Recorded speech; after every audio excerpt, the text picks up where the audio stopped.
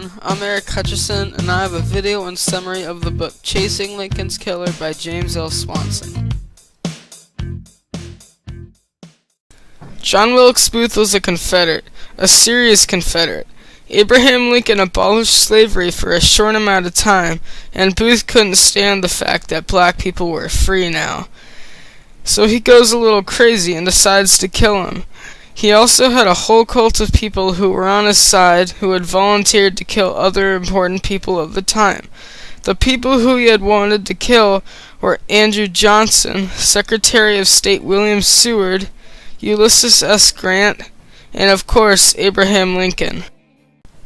Booth's group contained the following people: Samuel Arnold, George Atzerodt, David Harold, Michael O'Laughlin, Lewis Powell, John Surratt, and Mary Surratt.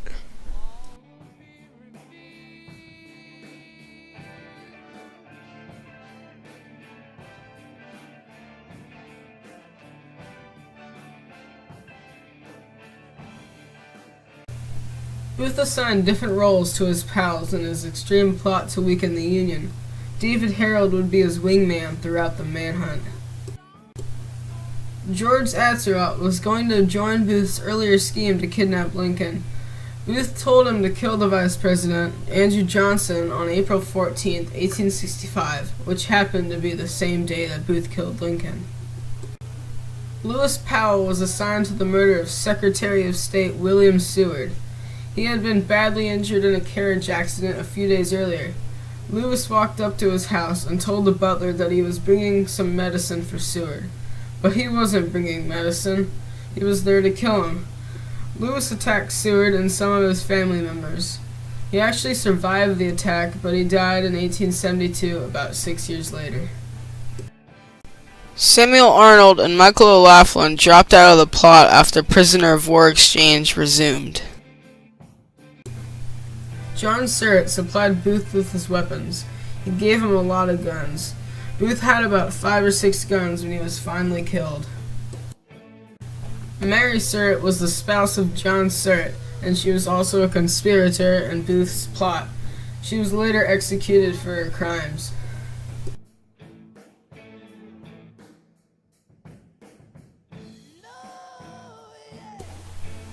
Booth entered the president's box with a super sharp knife in one hand and the Derringer pistol in the other. He pulled the trigger. The nearly 1 ounce lead ball entered through the back of Lincoln's head and settled behind his right eye.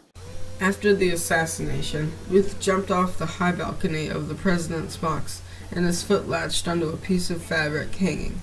He broke his leg from the massive fall.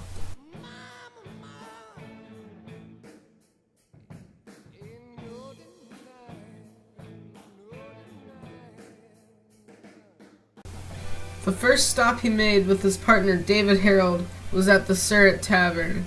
There, he picked up his weapons that he would need to protect himself.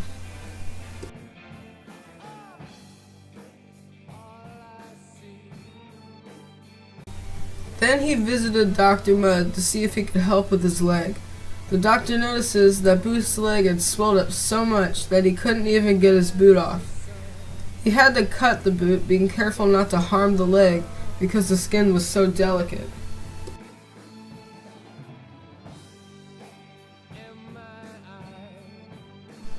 Booth and Harold go to Rich Hill, owned by Colonel Samuel Cox during the Civil War. Cox hides Booth and Harold near Rich Hill.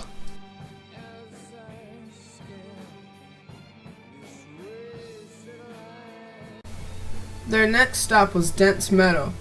Thomas Jones led Booth and Harold down the steep path to the shore at Dent's Meadow. They get a boat and start rowing. Booth and Harold also stay in the woods until the 21st of April.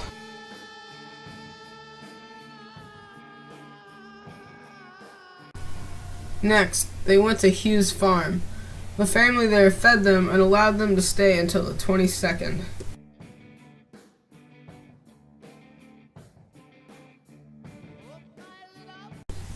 They went to Lucas Farm next. The Lucas family let Booth and Harold stay a few nights. Booth was a racist, and he was angered that he had to stay with a black family. Then he got over it because he saw little alternative.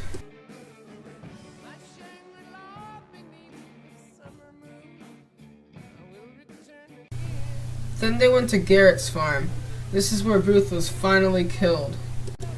Booth visited the Garrett family, and they voluntarily gave Booth and Harold a meal. After the first day, the husband started to get a little suspicious. He didn't allow Booth and Harold to stay inside the house. They asked if they could sleep under the house, but soon realized there was dangerous dogs. They finally decided to sleep in the Garrett's tobacco barn for the night. Mr. Garrett thought that they would steal his horses, so he put a wooden board through the barn handles. When Booth and Harold woke up the next morning, they see soldiers outside. They demanded them to surrender. Harold surrendered, but Booth wasn't going down without a fight. The soldiers set the barn on fire after Booth refused to surrender. He was running and screaming inside the barn.